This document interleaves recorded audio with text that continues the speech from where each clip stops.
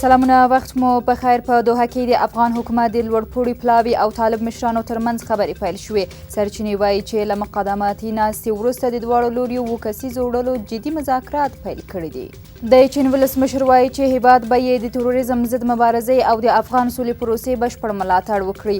ارګ وایي چې شي جین پینګ ولسمشر غني سره په خبرو کې د هر اړخیزو مرستو ډاډ ورکړ. د سولې او سیمه ییز اتصال نوې 4 اړخیزه ډله رامنځته شوه. د افغانستان د بهرنیو چارو وزارت وایي چې په دغه ډله کې امریکا، افغانستان، پاکستان او ازبکستان شامل دي.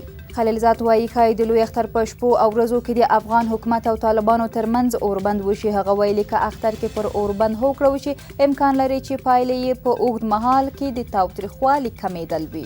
له فرانسې څخه افغانستان ته د رادارونو لومړی جوپه راورسېده. د ملکي هوایي چلند اداره وایي دغه رادارونه به د هیواد په 12 برخو کې نصب او د افغانستان د فضا کنټرول به له 0 څخه تر 45,000 فوټو پورې لوړ کړي.